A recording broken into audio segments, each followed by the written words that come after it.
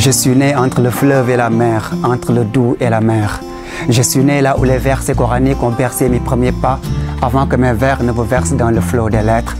Là où je suis né, tout le monde est mystique. Ma grand-mère est une nymphe, elle vit dans un fleuve. Je suis né là où les femmes sont les héritières des lingères. Ce sont elles que l'on voit au petit soir, déambuler sur le dos d'un pont long de 511 mètres. N'avez-vous pas entendu parler du fameux Takusan Ndar? Je suis né là où le Thiebou jeune fille, concocté pour la première fois par Penda Mbaye. Je suis un arrière-petit-fils de Mam Kumbabang. Je suis un natif de Saint-Louis, l'élégante et la généreuse. Je suis un Domundar. Je m'appelle Farah, F-A-R-A. Dieu a versé du vin dans mon cœur, l'ivresse m'a atteint. La danse méditative de mon âme propulse mes sens vers le ciel. J'ai senti le muscle divin, j'ai bu dans la rivière de l'amour la fumée de toute essence. Le temps n'est plus comme avant, plus rien ne me retient dans ce monde des contraires. J'ai coupé à la haine sa tête, les vices qui m'entêtent ne sont plus que des mots à fouiner dans le dictionnaire. Dans l'arène de mon âme, j'ai embrassé le silence complice des amants. Le souffle de mes vers transpire et aspire le sourire divin du vin. Dans l'univers de mes mots, mon verbe s'est fait chair, le verbe s'est fait chair. Dieu se personnifie, l'humain se pervertit, Satan nous divertit. On se plie dans le péché comme des escargots. Un cargo de malheur a fait de nous des ennemis.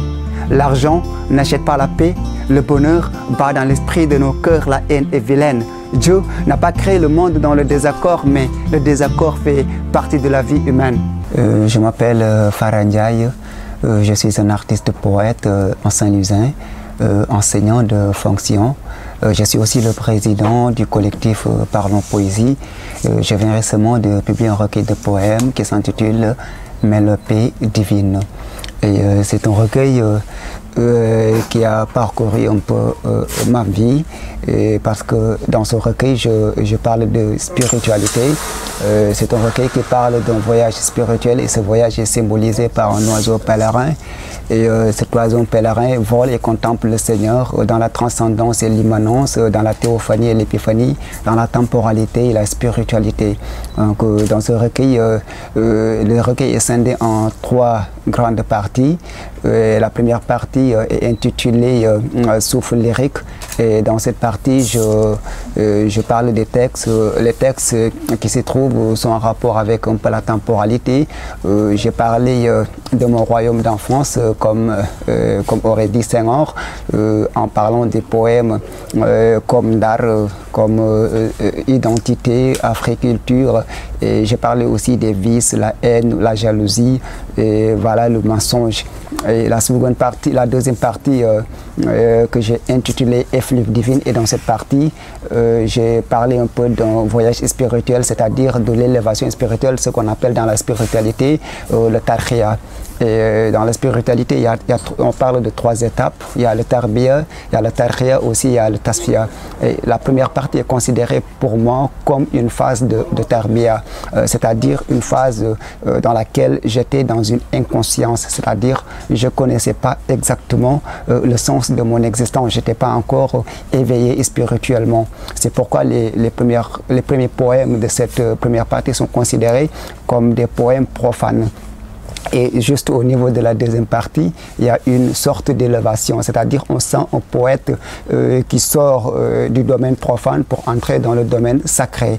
Et Effluve divine aussi, comme le premier texte que j'ai intitulé Mélopée divine, ce premier texte commence par ce vers qui dit « J'ai tué mes vers profanes ».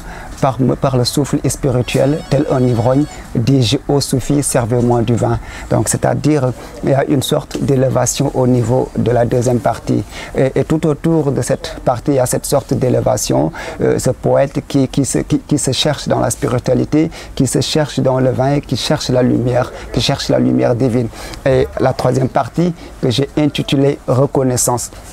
La reconnaissance, c'est ce qu'on appelle aussi, c'est une partie qui se trouve dans ce qu'on appelle le perfectionnement spirituel. Et ce perfectionnement spirituel aussi pousse le poète à entrer dans la reconnaissance. C'est-à-dire on sent un poète ici qui est reconnaissant envers son Seigneur. Mais cette reconnaissance envers le Seigneur passe à travers des personnes ou bien des êtres qui ne sont pas ordinaires comme moi et peut-être qui qui m'ont beaucoup enseigné, qui m'ont beaucoup montré aussi le sens de mon existence. C'est pourquoi au niveau de cette troisième partie où je parle de renaissance, de reconnaissance, je chante le Seigneur aussi à travers des poèmes, mais aussi c'est un témoignage envers aussi les guides spirituels qui m'ont forgé, qui m'ont formé et qui m'ont fait découvrir aussi le sens de mon existence.